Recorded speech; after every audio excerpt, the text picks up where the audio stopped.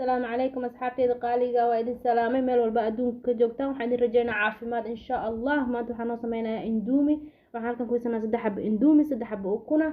indoomi waxaan ku leeyahay kaal araga aan sameynayaa insha Allah maanta waxaan dabka soo saartay taawada biyo yar aan ku soo shubtay indoomida halkii xabo waxa lagu karin karaa hal galaas oo biyo ah way ku qoranta meesha waa ka akhrin kartaa daarabtid waxaan ku soo shubtay wax yar oo shishiida waxyaro shishiidan ku soo shubtay biyo dhexdoodan ku shubay xawaashay wadataa indoomida iyo basbaas hadaa basbaaska rabin laba dhinac u kala xiranta oo iska dhaafi kartaa hadaa rabtidna ku darsan kartaa marka xawaashkeeda iyo basbaaska labadaba isticmaala inaan ku darsanayaa indoomida saliiday wadataa saliideeda ha ku darsanin antaas aan ku talin lahaa waayo saliideeda ma fiicno caafimaadku ma fiicno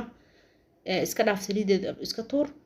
marka waxaan sameeyay xawaashadii iyo soo isticmaalay basbaaska xawaashada ay wadatay hadaa rabtid xawaashada waa ku badsan kartaa xawaashada ku yaal xawaashada guduudka iyo camal waa ku darsan kartaa waxaan ku soo riday 3 xabo oo indoomida aan ku soo furay xogo markay dhinac kale ka bislaato oo dhowr daqiiqo saarneed waa dhinac kale u gadinayaa indoomida waqti badan uma baahno waqti badan uma baahno waqti yar ay bislaataa marka waxaan sameeyay waa soo gadiyay wax yar aan sugayaa inta ay maxaa la dhahay wax yar ay ka bislaanayso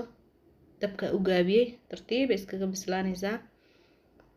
hadda ma daboolin laakiin waa dabooli doona insha Allah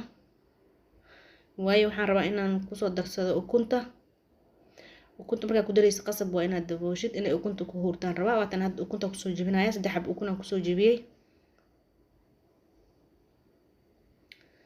3 xab ukun markaan ku soo jibiyay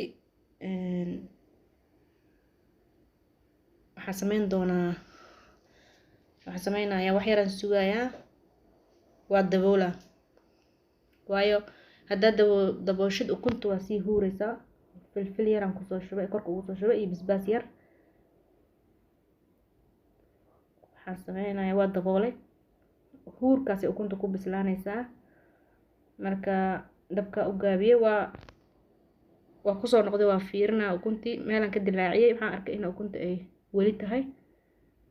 markaas ukunta ciirin waaye waa dabooleynaa qaar waa bislaadeen qaarna ma bislaanin dhexdan ka jeexay daboolkeedan ku celinayaa inay ukunta bislaataa rabaa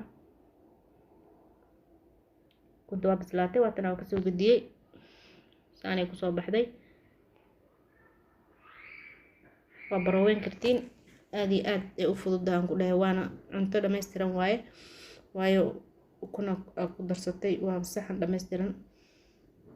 marka waxaa sameyn kartaa marka waqti badan aadan haynin oo kale saan camal u sameysanaysaa maba is wareerinaysa qadada diyaar waay. Assalaamu calaykum.